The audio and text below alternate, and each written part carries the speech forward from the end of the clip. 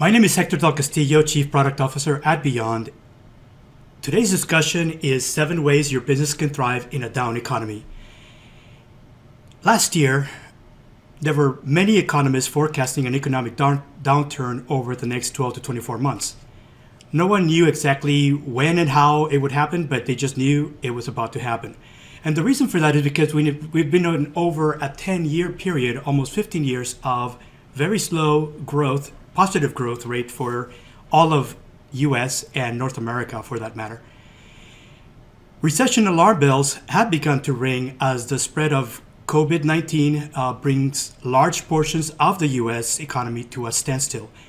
And today's discussion, we're going to be focusing on identifying how executives can best position their companies for harsher economic conditions. And at Beyond, we believe that extraordinary times call for extraordinary people to plan and implement new measures, new ways of doing business. The future belongs to business leaders who find a need that needs to be filled and figure a way to step in to help in a way that allows the business to move forward. In today's discussion, we will discuss and identify 7 ways business executives and leaders can best position their companies to thrive. So before we get started, I want to give a shout out and thank you to the Great IT Professional for hosting this great webcast. And those of you who are not familiar, it's a great way to get education and growth, professional growth, in on-demand videos that they have available. And for more information, you can visit their website, and it's a great pleasure always to be part of their program. If you're on Twitter, use this particular handles and hashtags at BeyondMA, at HMDelCastillo, hashtag business growth, hashtag Great IT Pro 1. And you can also use a short link at the bottom of the slide to actually go to our company page on LinkedIn. And feel free to share any slides, any photos, any quotes from today's discussion, and we'll be more than glad to retweet and share more information. I also want to point out that today's discussion will have a Q&A portion, which Wendy will moderate at the end of today. So be sure to use the Q&A window to put in your questions as we begin to cover new material, and we will cover them as time allows towards the end of today's discussion. There will also be some questions that I'll be asking, and I'll be asking you to share your thoughts and your responses using the chat window, and just share your responses with everyone. You should be able to have access to a chat window where you can send information based and your answers to questions that I'll be asking you. We'll do a little bit of trivia in today's discussion. So here's a recent study that was performed by Strategy, and they actually polled CEOs around the world. A few thousand CEOs were polled, and they were asked this one question about how secure or how confident they were in knowing that they had the ability to not only design a great growth strategy, but also then execute a great growth strategy. And what came out of that study is that only 8% of company leaders today, these are business executives of companies that operate around the world, can excel at both strategy and execution. And as a result, these are a few companies that actually are able to achieve growth, positive growth over time. So what happens to the rest of the 92% of companies around the world? Usually having the ability to execute on both strategy and execution is great for growth. But if you don't have the ability to execute on both at the same time, it actually slows down, or there's no growth, or it's actually negative growth for companies. So today we're going to focus specifically on identifying 7 key factors that allow you to start assessing within your company's ability to not just design a great strategy, but also execute a great strategy. So today's discussion is going to focus around this. How can your company really thrive in tough economic times? The struggle is that, as I mentioned before, we've had over 10 years of growth, and most companies have actually been achieving, even if it's slow growth, they've been actually growing in a positive direction. So what happens when the entire common economy starts to shrink and cave down? We'll talk about specifically what are the things that you can do to position your company to actually thrive even in tough economic conditions. So what we're discussing today is kind of just a highlight of current situation. Then we're going to move on very quickly to discuss 7 ways to thrive in a down economy. We're going to mention some pitfalls to avoid for those of you who are already implementing some of these 7 options. And then we'll discuss the key takeaways from today's discussion. And then we get into moderated Q&A. So let's get into the current situation. Current situation today, many countries have been forecasting, I mentioned earlier, even a year ago, many economists, I would say over the majority of economists, were already forecasting some sort of economic downturn just because based on the fact that we've been on a slow growth for the last over 10 to 15 years. And U.S. now has been seeing signs of recession even before the end of last year. And in today's world, most economies now, if you're actually now are looking at the pulse of the market and what economists are saying, is that today's response to the COVID outbreak, which is now a pandemic, is more than likely going to be leading to some sort of global recession. And many of them are forecasting that this global recession will be a deeper impact in the US than compared to the Great Recession that we had back in 2007. So the biggest things to identify is what are the growth killers within any company? And I want to pose a question to the audience before I move on and tell me, of these within your company, which is the biggest barrier to scale your company? And what I mean by scaling your company is that you're not only doing incremental growth, you're actually achieving non-linear growth, which in a positive direction. Which of these do you believe is the biggest contributor to actually scaling your business?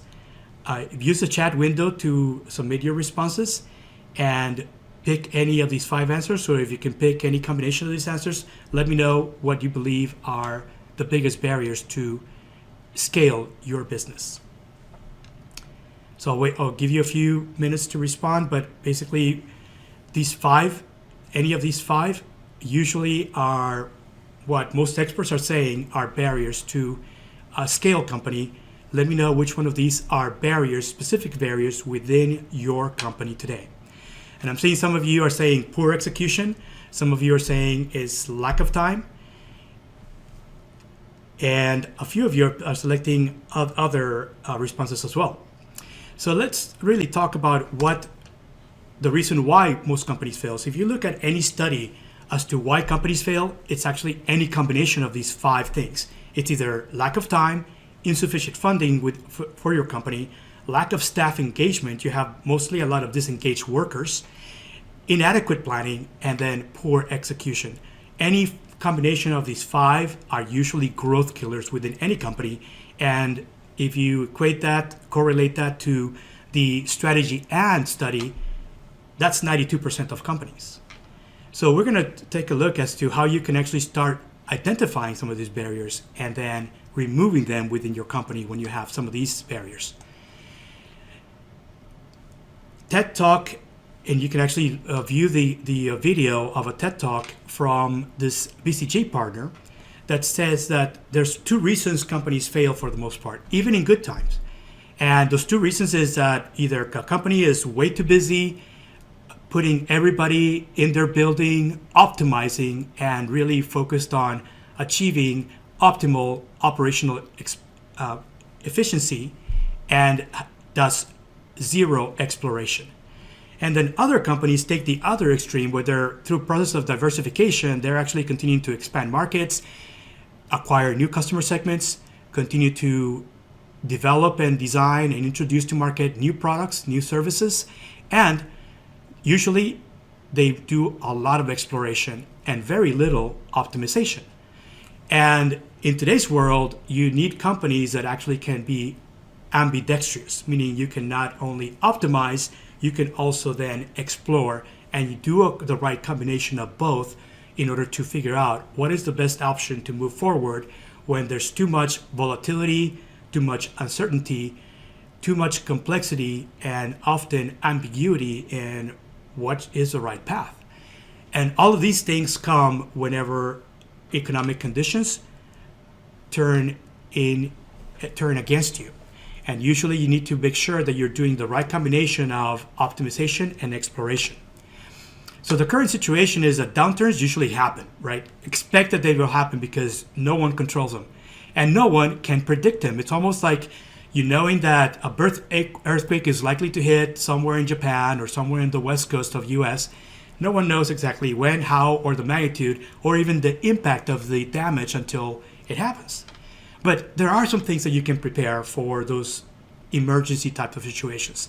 And that's what we need to focus on as leaders in companies, is figuring out what is the right time to start preparing for whatever is about to happen. Because if it hasn't happened, but there's a high impact, even though it's low probability of occurring, you need to start making sure that you have the right emergency preparedness plan and the right business continuity plan within your business in order for you to continue thriving, even though others may be sort of like not doing much at all. And usually what happens is that as the economy starts to cave, usually the cost of capital starts to rise. That's usually what you see happening once people realize that we are already in a recession. And before I go any further, I want to ask this question. Does anybody know what is the common denominator between all of these companies? What do they share in common? HP, Hewlett-Packard, FedEx, CNN, IBM, Disney, Burger King, GM, Microsoft, and Apple. What do these companies share in common? If you think you have the answer, use the chat window to respond before we can proceed on to the next one. So what is the common denominator, or what do these companies share in common? I'll give you the answer.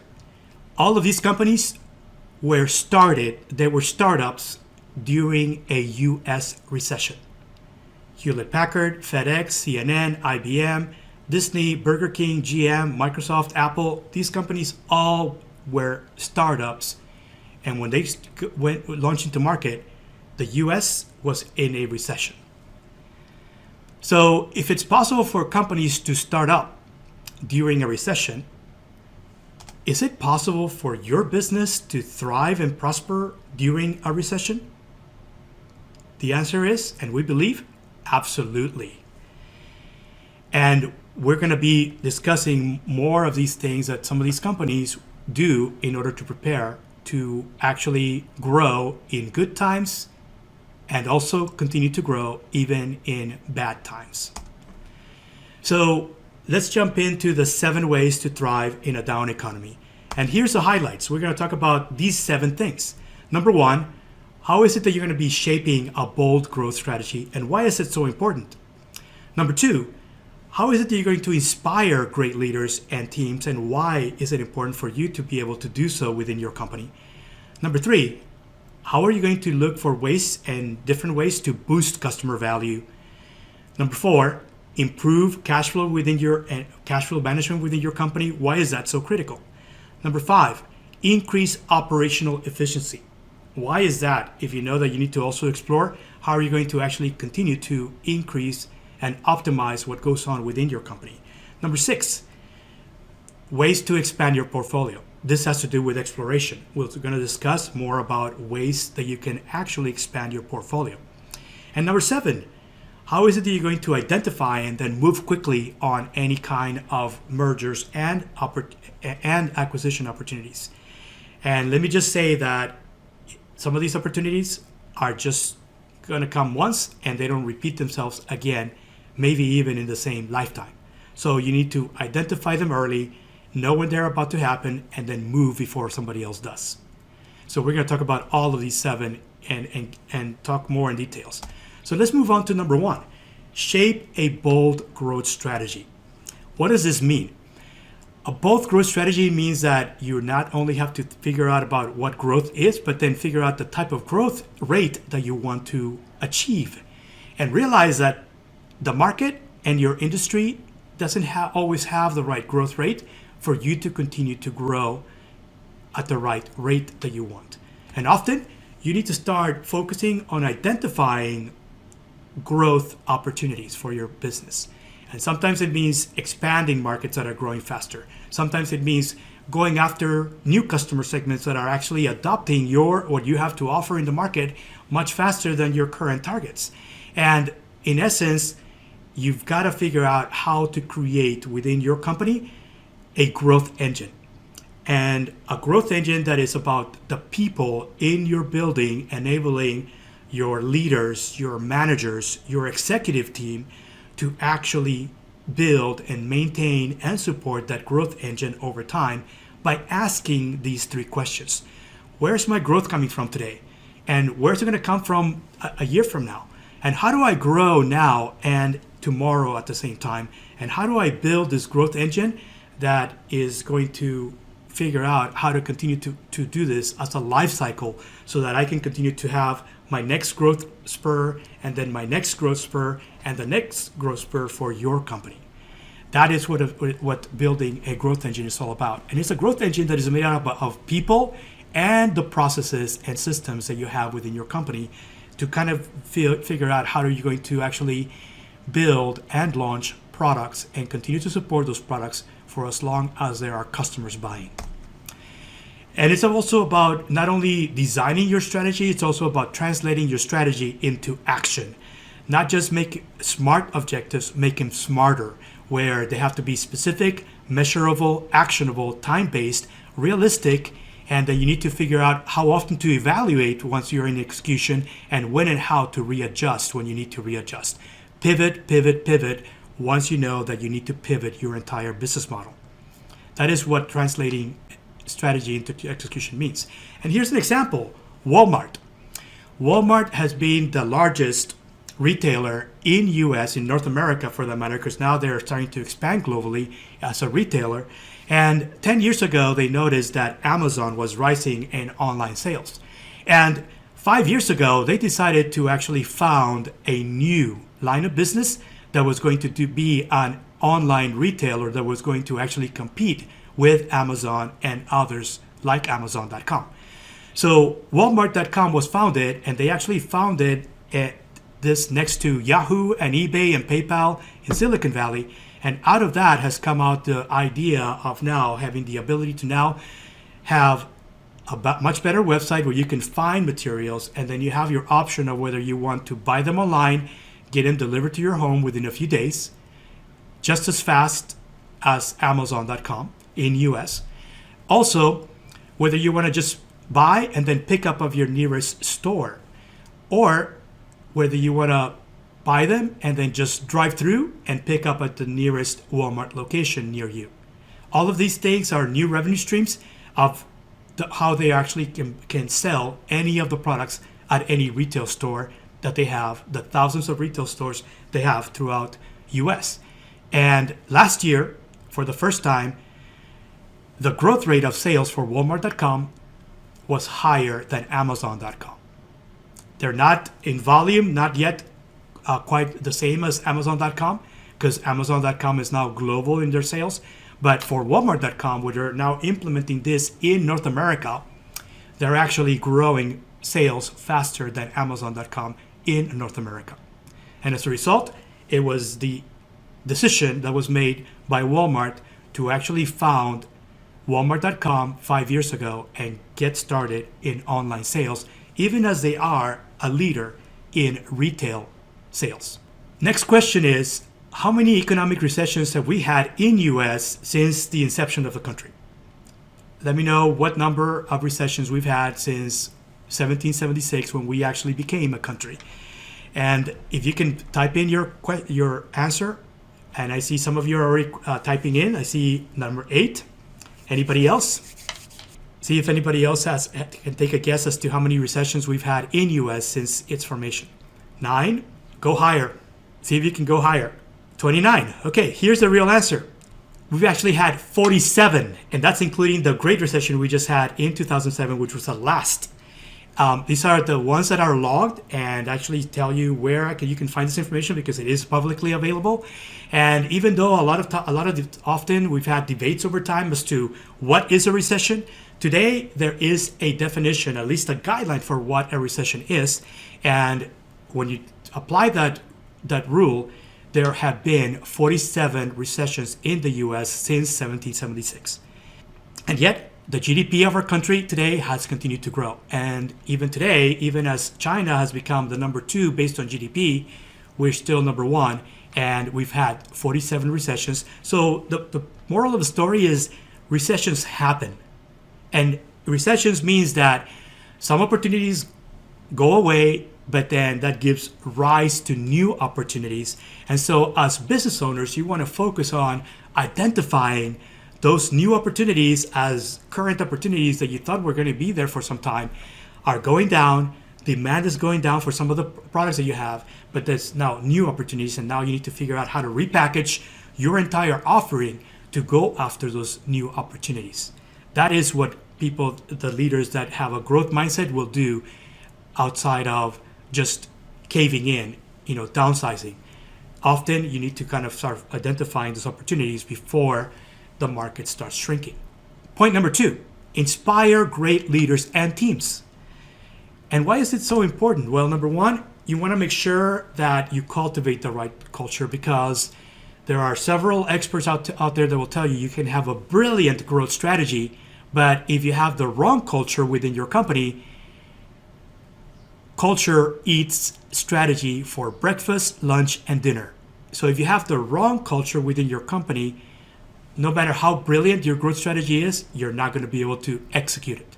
And so you need to focus, and this comes down to the business executives and leaders, because really cultivating the right culture within a company, it is a top-down approach. No matter what, you identify the leaders, you empower them, you enable them, and even you train them and you inspire them. And that's what is about cultivating the right culture. It's all about is like you pick and choose the people, and then you inspire your people. And if you inspire your employees, it leads to more engaged employees.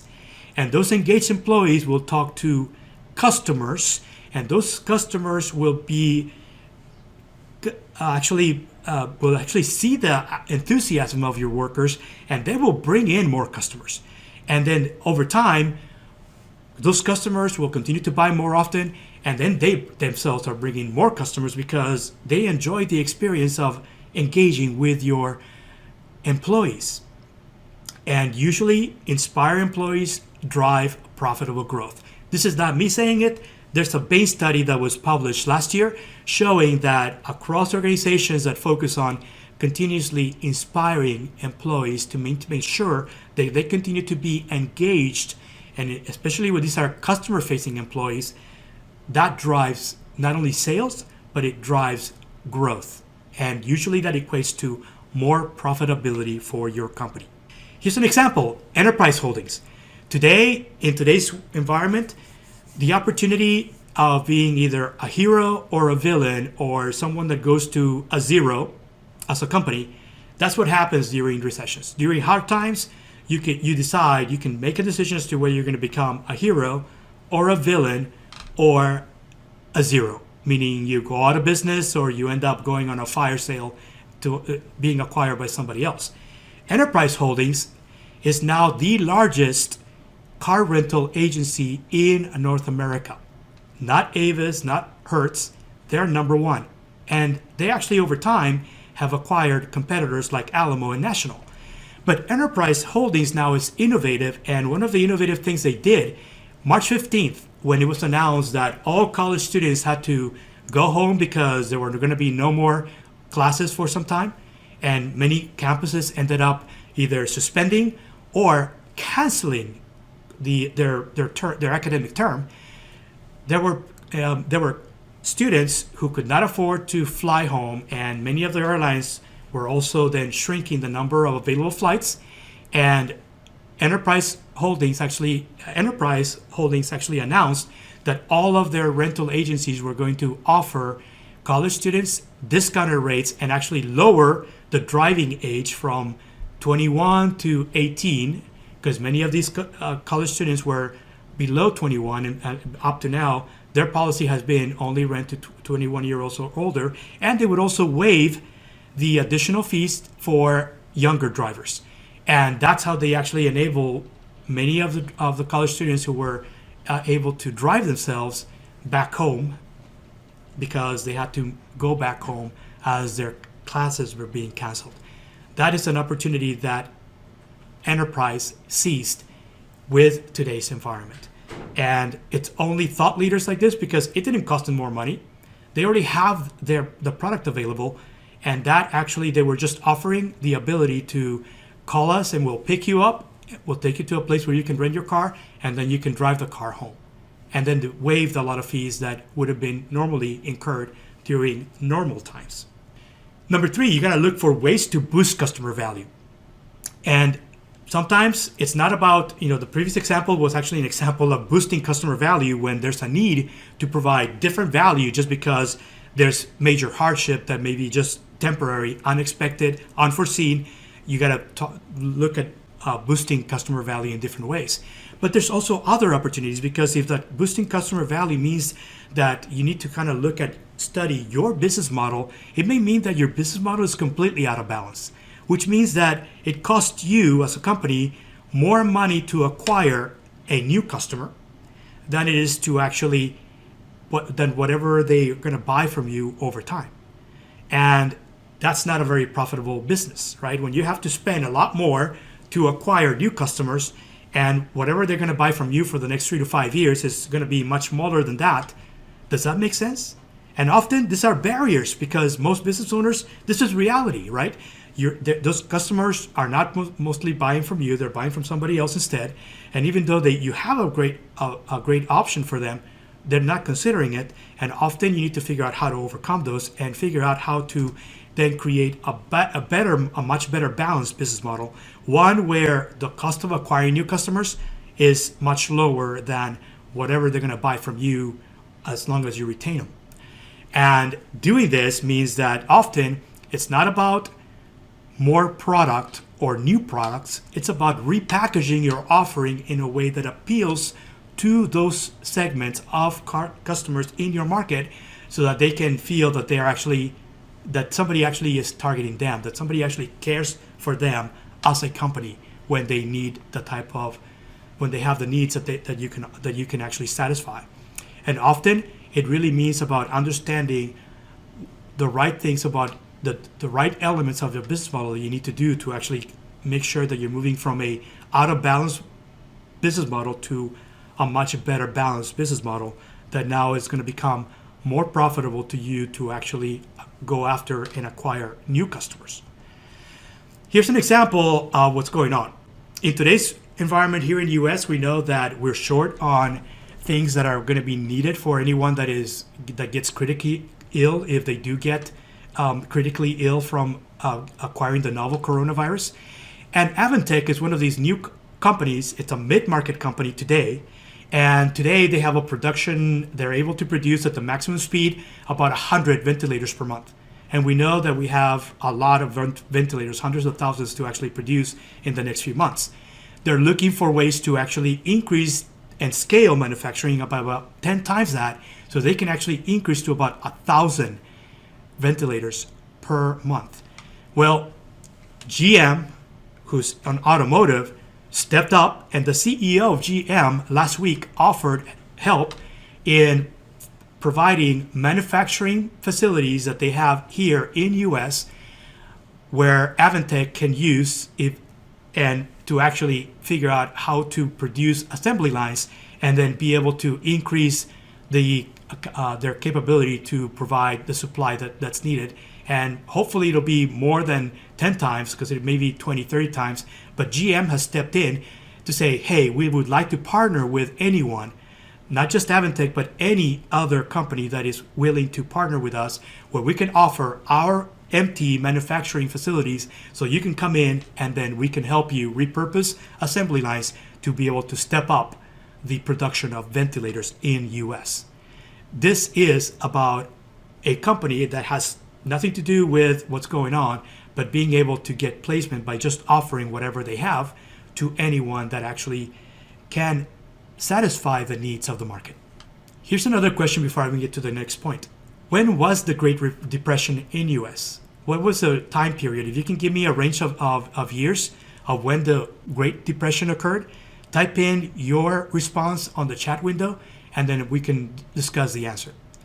The Great Depression was actually it's different, and a depression is different than a recession, right?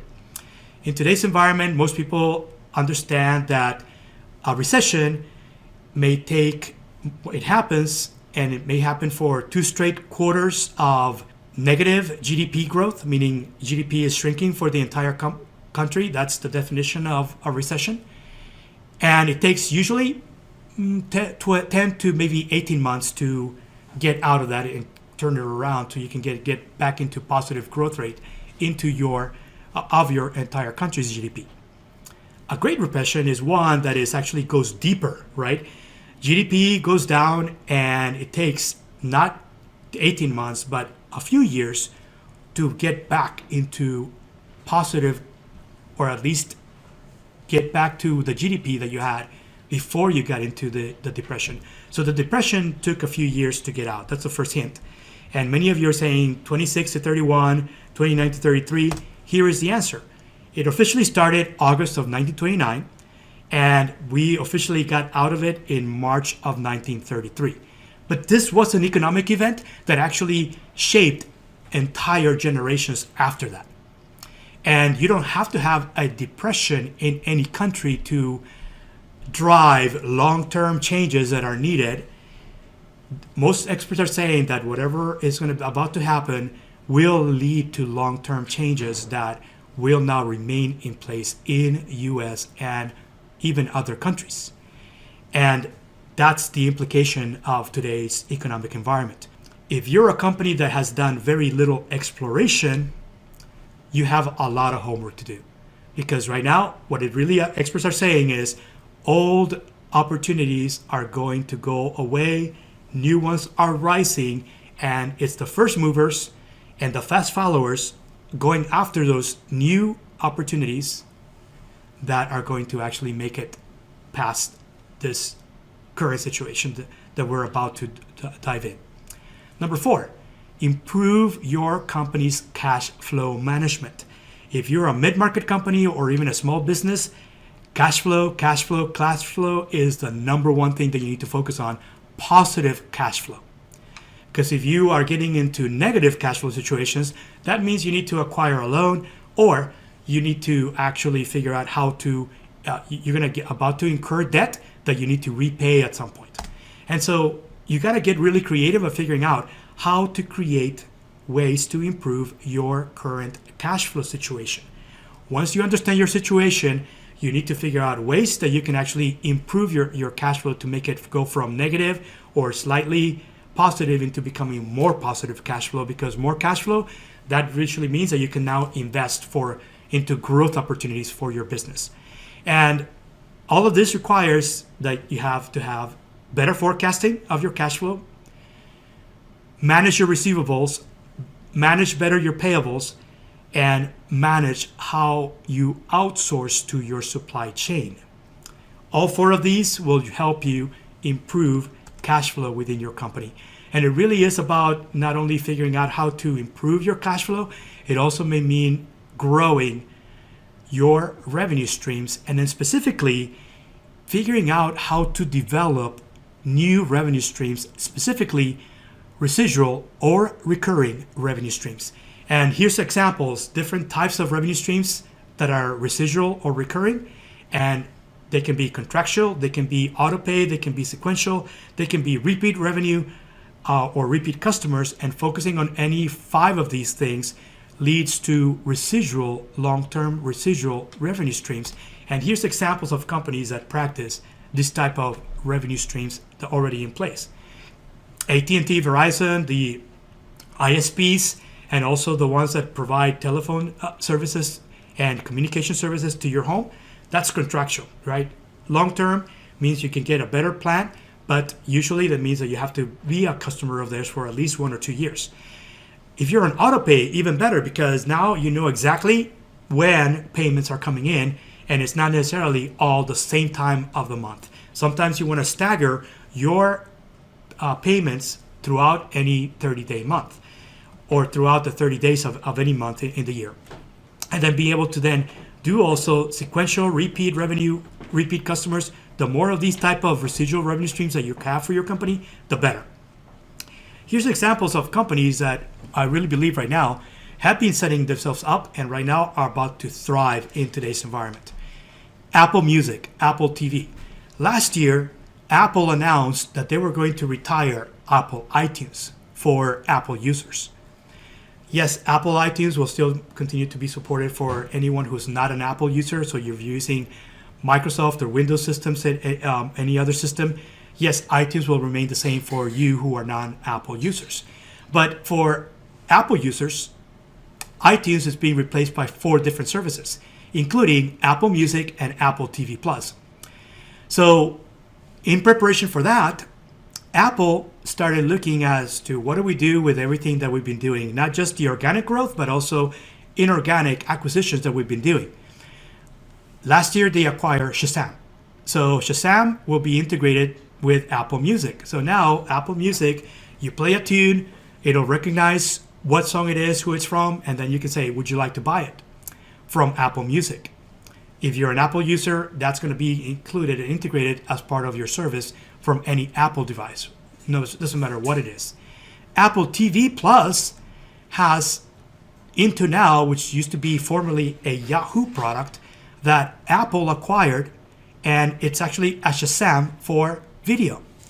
Whether you're interested in learning what TV show you're actually viewing right now, you can now have that application on your Apple device moving forward if you have Apple TV service. If you want to know what movie you're actually watching right now because you're actually watching and you want to watch it without commercials, let's say, you can do the same, recognize a movie and then tell you how you can actually stream it using Apple TV streaming services. That is Into Now, and Into Now is an application that is owned by Apple being integrated as part of their streaming TV service. Here's other companies that have been rising.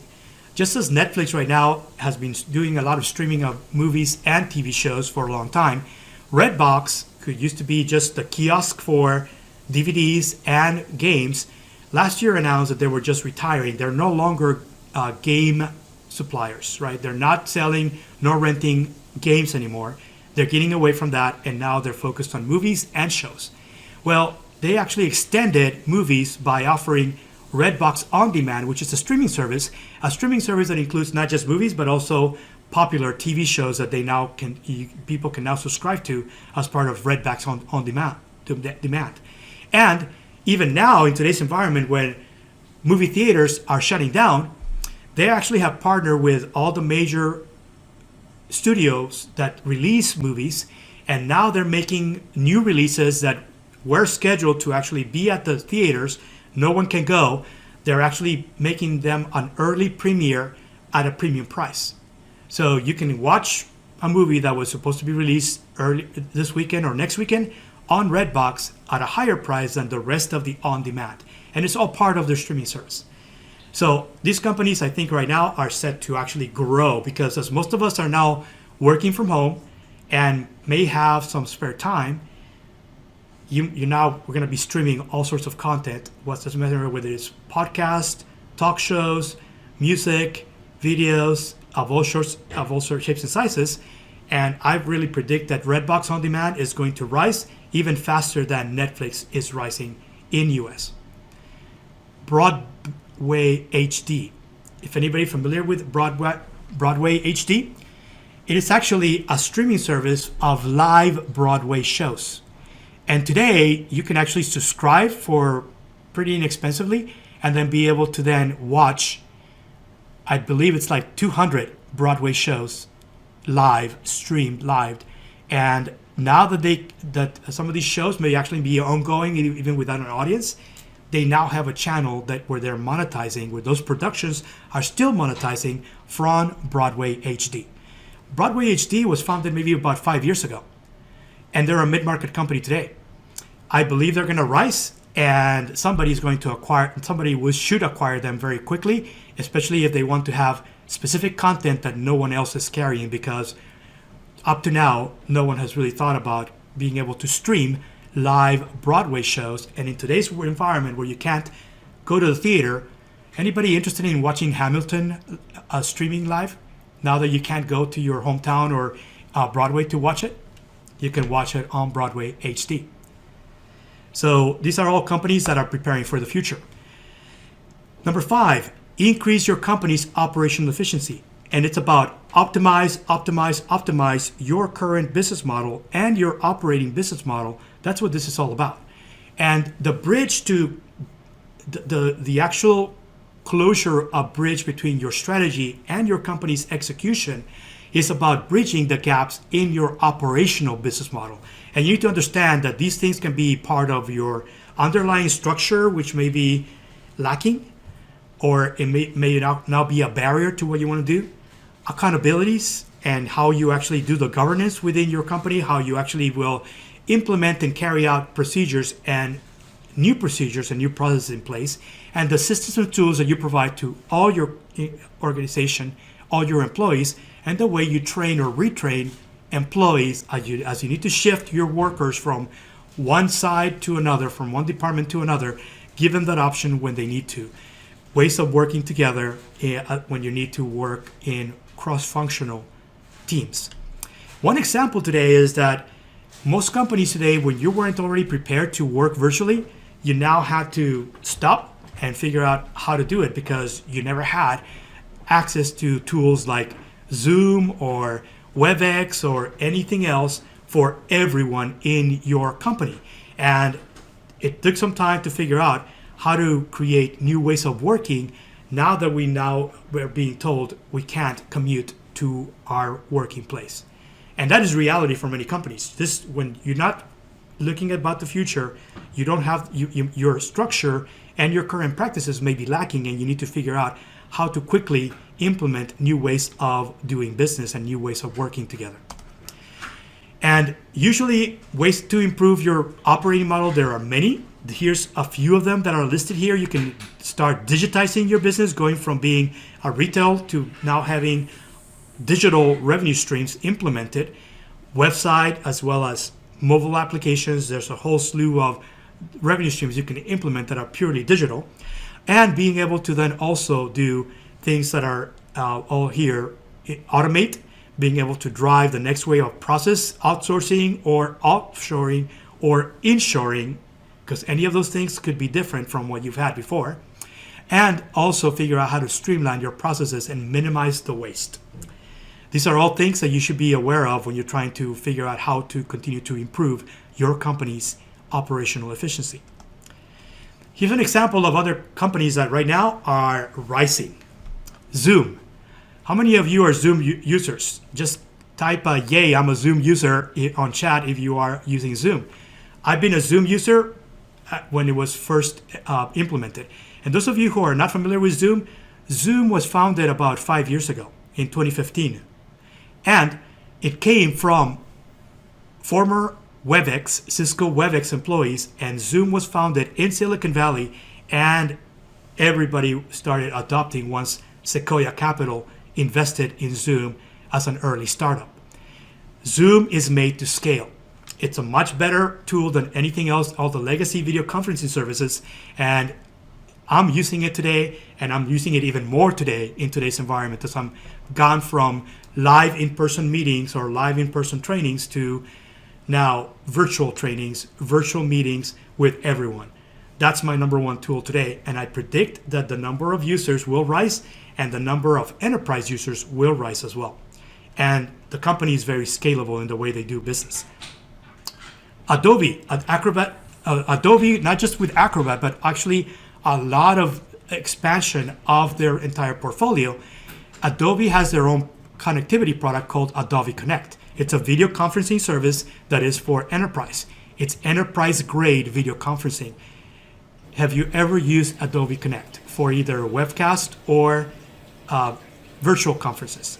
Adobe Connect can scale to hundreds, thousands of users, and that is the way that you want to be able to these are companies that I think will continue to grow.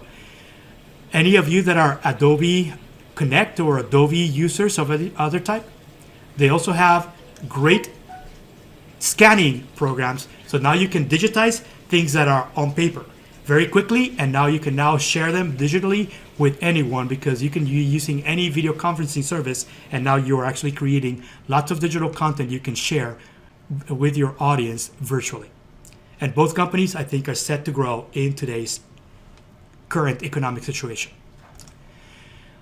Here's a question for you. How many CEOs have led a U.S. company through a U.S. depression? I will let you kind of ponder how many CEOs do you believe today are in companies or are in position to actually drive their company through either a depression or a deep recession? Let me know your answers, and then we can get back to you with that. If you can type in your answers with the chat window, that'll be great. So, one of you says 52 CEOs. Anybody else? So here's a little hint. When was the U.S. depression? When did it occur? And when did we have a deeper recession than the last recession we had? How long ago was the last recession? Around 2007. Was that a very deep recession? It was not compared to the depression. Have we had deeper recessions since the Great Depression?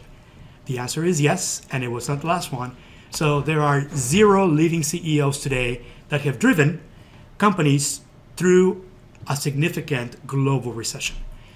This is the challenge of most of these leaders today. The executives of companies today that are headquartered in US, North America, even as they have already a global presence. Not many executives have either executives or managers in their teams who have turned around companies, and turnaround specialists you need to bring in now, especially if you are a large company, even a mid-market company with a few hundred employees. You need to bring around the turnaround experts because there are none today. Not at least in specific industrial segments that are suffering today. So that's kind of a food for thought there. Number 6, expand your portfolio.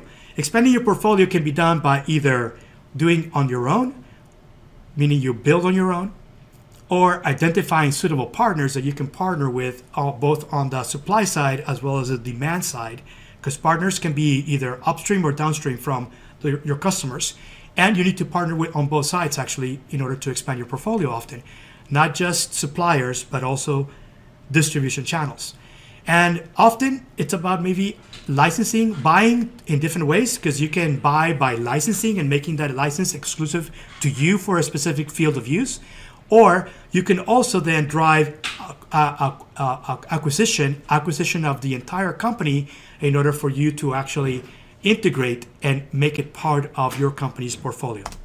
So the ways to expand your portfolio, there are many. Here's 5. The top 5 ways to expand your portfolio is to, number 1, look at analyzing your customer data and look for new needs, new demand, maybe even faster demand, faster ways of selling what you have already. Number 2, increasing value delivered to existing customers. Number 3, finding new suppliers and strategic partners as well. And then number 4, finding new markets and new channels to be using to sell more of what you already have to offer today. Number 5, build and launch new products.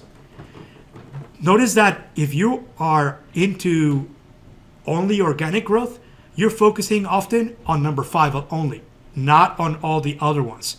And that's another way of failing, is thinking that everything that you're going to introduce into your portfolio has to be done by you organically. That is number 5. There are many ways that you can start figuring out how to quickly have something to offer once you understand the need, and reduce your time to market, reduce your cost of producing, and reduce your time to actually have something to offer in the market. That is, figuring out how to optimize that may require all 5 of these, not just one, all 5 of these to be done within your company. Here's an example of Amazon Web Services, another company that has been just driving into hypergrowth. And today, Amazon.com is their biggest user. And today, Amazon.com is also rising in sales, because if you ever tried in today's market any basic needs that you can now get through Amazon Prime in normal circumstances here in North America. What is the delay? Because everything is on back order. And it's not just Amazon.com, it's also Walmart.com and anybody else who's an online reseller of the same product categories that are what we consider essentials. Grocery items that we didn't even think we were going to run out because we normally just use them on an ongoing basis. And because of some fear in the market, now everybody wants to stock up and everybody's hoarding, and we're completely out, even though production should be going as usual. We're not using any more of these items than before, even though we think we need to stock them. We're not, right? Some of these symptoms, I'm not even showing that there's things that are actually selling that we need that, but actually Amazon and Walmart.com are right now busy figuring out how to deliver, because their volume right now is much higher. The volume of demand right now, most of us that have actually either placed an order or are about to place an order, is rising, because now we can't go to a grocery store, to a retail location. We have to order online, and everyone in US is going to either Amazon or Walmart.com to buy the grocery items that they used to buy. And pretty much best-selling items are gone, not just for them, but for a lot of different online retailers. And I predict that right now, Amazon.com is already, as a matter of fact, today, they're already hiring more people that are willing to drive a truck so they can deliver more packages faster at any major metro area in US. Areas like New York, San Francisco, Seattle, other areas that are about to, where they're getting lots of demand. And when people can't go out to shop, they need to order those items to be delivered at home. And that's creating a lot of demand in the next few months that they need to bring up and ramp up their workers so that they can then figure out how to satisfy the velocity and the speed of orders that they've been producing. Now, here's number 7. Number 7 is move quickly on M&A opportunities. And why do you need to move quickly? Because if you ever done any kind of merger or acquisition and you're looking for a great deals don't come very often, and great deals, somebody will grab them very quickly if you don't move very quickly. And if you're not prepared and you're trying to, kind of like lower the price by just stalling, you can't do it when it's actually a seller's market. When you're the buyer, they're the seller, you can't, by you slowing an offer or not making a quick enough decision as a buyer, that buyer is going to go to whoever else gives an already willing and able offer that they like. And that includes not just the price point, but also the terms and conditions of the buy. And there's lots of terms and conditions. There's a lot of complexity in doing an M&A deal. Doing an M&A deal is not like buying a home. Buying a business is actually one of the most complex transactions any business owner will ever do in their lifetime. And as a matter of fact, our records show, we know that most business owners are not experts at doing M&A right. And there's lots of wrong ways to do M&A that lead to failure, meaning once you acquire, even if it goes on and you actually do a deal, the entire company caves in because now you have a lot more debt. And when you get into unforeseen, harsh economic conditions, you now have more debt, more drag, and now you haven't been able to monetize and pay back your debt. And so if you have done this, right, if you did this at the beginning of last year and you're still paying that debt and now your entire demand is going down, meaning revenue and profitability for your company, guess what? You're going to have to figure out how to refinance that debt, because that debt is going to hold you down from being able to do something different than you thought you needed to do for the next 3 to 5 years or beyond. So what you need to do is focus on figuring out how to acquire businesses together, and the type of acquisitions do matter, because all of these are different types of acquisitions. You can either exploit a business industry-specific scalability. You can accelerate market access, getting access into a market by going after targets, especially when these targets are either distribution channels or marketing and sales channels in other countries, and being able to set up new suppliers in those new territories where you want to operate that are actually going to become your suppliers for local distribution in those new markets. Number 3, it's about growing your skills and maybe some specific skills and technologies that you need to get much better at and get much deeper in knowledge and get at not just one, but become a center of excellence in those set of technologies to be able to evolve them faster than your competition. And figuring out how to introduce those in a market that is large enough where you can now start reducing your price to actually achieve the economies of scale. And then number 4, maybe come up with a way to franchise your current business model. If you believe your brand and your business is great and it's set for growth and it's scalable, franchising is one way that you can set up, but it does take some time to figure out how to franchise it the right way. And doing that means that you have to work with multiple people that are not usually in your building, your workers, on figuring out how to franchise your business model. Here's examples of companies that are also rising because of current demand. The other shortage that we have right now, and this is not just here, it's actually across countries, is in respirators. And respirators are these masks, the N95 masks that are either reusable or disposable. And these are the 3 manufacturers today that are making them.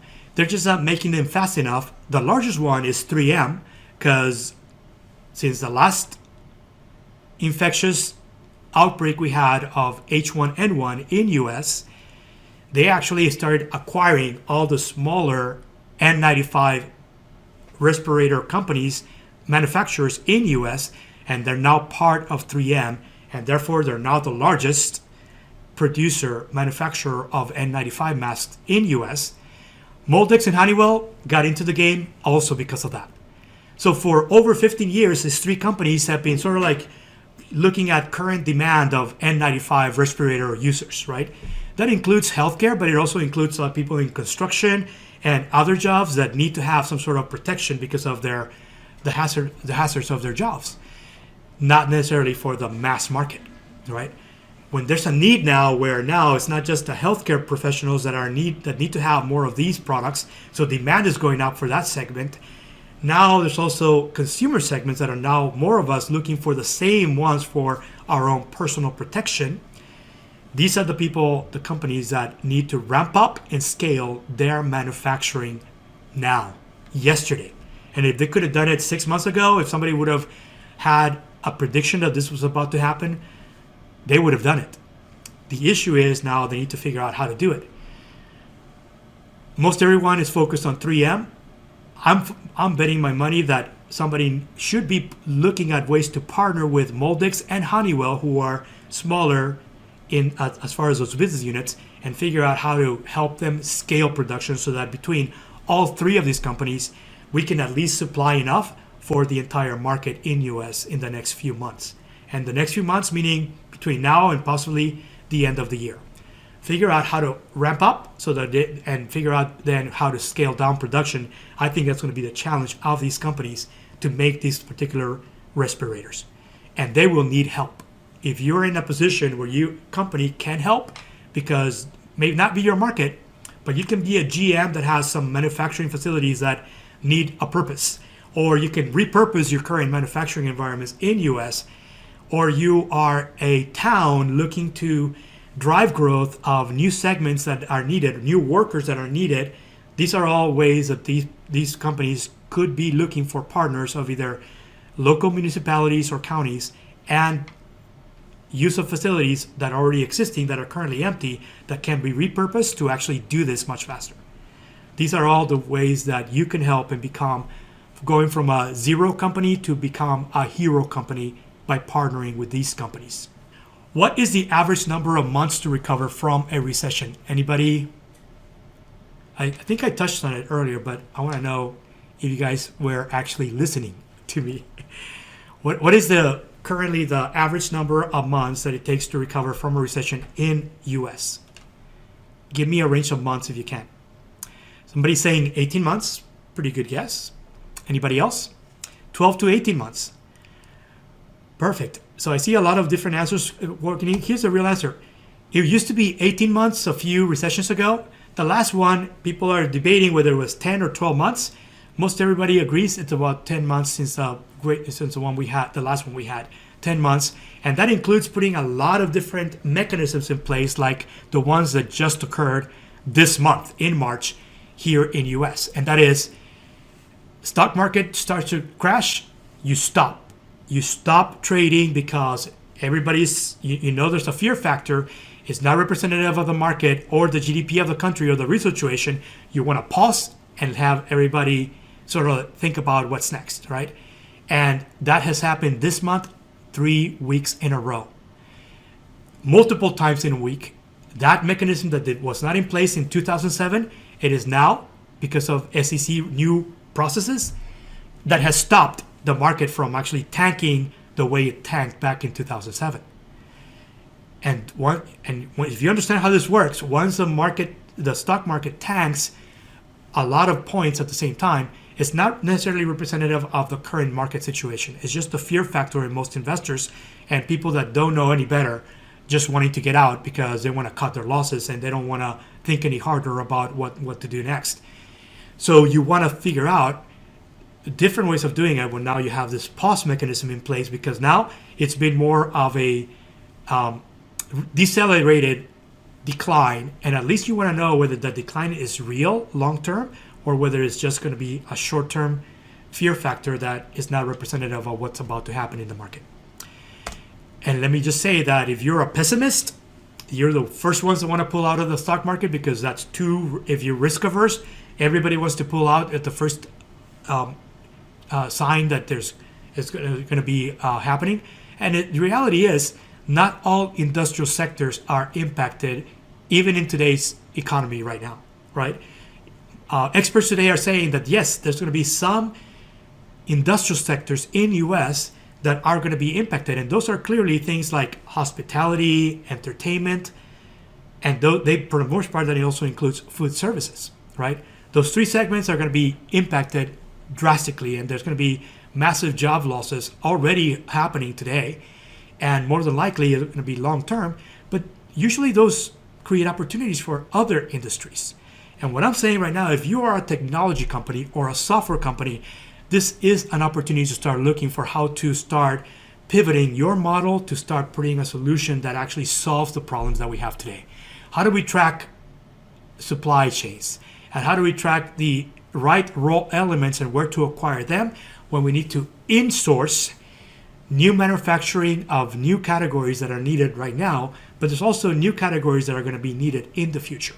And therefore, if you find manufacturing plants that can be repurposed very quickly in US, you can start them up with some of the items that are needed to get us over this bump this year, and then repurpose them for other categories that will rise once we get out of our current situation. You've got to get out of the mindset that your business is just for this year. You got to start thinking about the next 3, 5, 10 years from now, and where do you want your business to be, and continue to improve your operational model in addition to your targets and everything else that is about your business. Figure out how to maintain that unique value proposition so that you can continue growing your business. These 7 things is what we talked about as a summary. 7 ways to drive your business, for your business to thrive in a down economy. Number 1, shape a bold strategy. Number 2, inspire great leaders and teams by cultivating the right culture within your company. Number 3, boost customer value. Look for new ways of new value to offer to your targets, or even new targets that now have a new need. Number 4, improve cash flow management. And positive cash flow means that you need to figure out how to earn money before you spend money. Number 5, increase operational efficiency. That means optimize at the same time that you figure out how to repurpose very quickly when you need to repurpose what you're doing in your business. Number 6, expand your portfolio. Not just organically, but also look for inorganic ways in the way you can partner either on the supply side and or the demand side to be able to expand your portfolio. And number 7, once you're doing the first 6, you can now move to number 7, and that is you now should be in a much better position your entire company is going to be in a much better position to figure out what is your next move when it comes to either a merger or possible acquisition to be doing at the right time once economic conditions are right for that either merger or acquisition to happen. So these are things that you want to keep in mind for the long term of your company.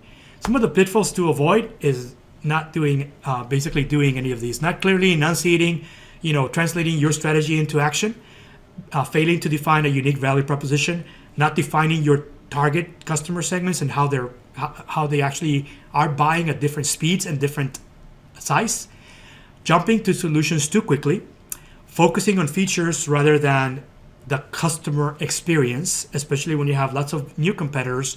You need to focus on delivering a much better customer experience, not just a much better product, a much better customer experience. And the threat of burning out your team because you're asking them to do too much too quickly.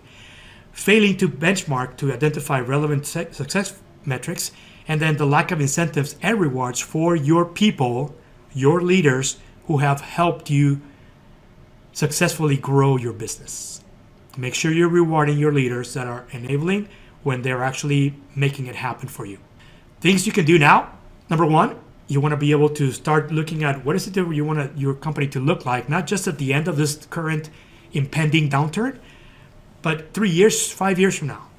Identify your plan and resources that you need to accomplish it, not just the funding, but the people and other systems and tools that you need to either insource or acquire or license in order to make it happen. Number four, get feedback from your current leaders, your management team, your executive teams, your leaders, and get their buy-in. And then execute. So with that wraps up my discussion. And before we get into Q&A, and I mentioned, make sure you type in questions using the Q&A portion because we're about to get into Q&A. I have 5 announcements to make. First of all, this entire slide deck is going to be made available to you. I'm going to send everyone who registered for this particular webcast, the live version, to actually get this information where you're going to have the entire slide deck with hyperlinks that are working so that you can actually go into some of these things. So number one, I'm going to be sending you a link after this session to your email where you can view the entire slide deck, and then later on I'm going to make a video available and embed it on the same page, and you'll get notifications. So number one, if you want to really assess your company's ability to thrive, that is your company's thrivability, you can actually click on this link and go to our landing page where you can actually fill an assessment, a very quick assessment. It's going to take you only a few minutes, and then get your score as to what is your company's thrivability score. Number two, if you're looking for speakers to inspire your leaders, your management team, your executives to actually start looking at growth opportunities, reach out to us. You can actually view previous talks that we've done. There's a page where we have an archive of videos and talks that we've done in the last 18 to 24 months. You can actually click through this link and watch some of those. And if you are interested, set up a call with us and let us know how we can help you. We can at least guide you as to how we can help you inspire your leaders within your company. Number three, you can grab this free ebook, 9 Surefire Ways to Scale Your Business Fast. You can just click through this link and then download your free ebook. And then lastly, we also going to have another webcast. This is actually our own, where we're going to talk about the current state of the middle market of mergers and acquisitions in North America as announced at the beginning of the year, and how it's changing now that everybody's talking that we're maybe already in a recession and maybe leading to a global recession. Figure out, this is actually going to be another talk separate. You can sign up by clicking through this link, and you will also get information as to how you can actually view the video afterwards. And here's an example of our services real quick. You can also go to our website to actually view this, and our website is beyondma.com. I will type in that in the chat window so you know what our website is. Reach out to us if you have any questions, any needs to talk about your current situation, and let us show you how we can help you. We also want to give you my contact information. Here is my this short URL is actually goes to my LinkedIn page, my LinkedIn profile. Feel free to reach out, connect with me. Let me know that you attended this particular event. I'll connect back, and then at least we'll keep you posted on upcoming events. You can also follow us at Beyond MA on Twitter, and you can also contact me via email, or you can just go to our website. The hyperlink at the bottom of this is beyondma.com. So Wendy, at this point, we're ready for Q&A. Great. Thanks so much. Thanks for all the great information. And yep, anyone that has questions, please feel free to post them in the chat or the Q&A function of WebEx. We'll be happy to get to those. You know, one of the questions that I usually get from this talk is, are we in a recession already? And the answer is that nobody knows, right? Usually, as I mentioned, the definition, the widely accepted definition of what is a recession is when you have experienced negative GDP for 2 quarters in a row. So even if we started right now, we don't know if we're in a recession yet because we haven't been through 2 quarters of GDP decrease, right, as a country. And no one has so far because everything started, even in China, everything started towards in the middle of last quarter. Now they've now have adjusted the growth rates of both China and U.S. In a negative side, but it's not quite that much yet.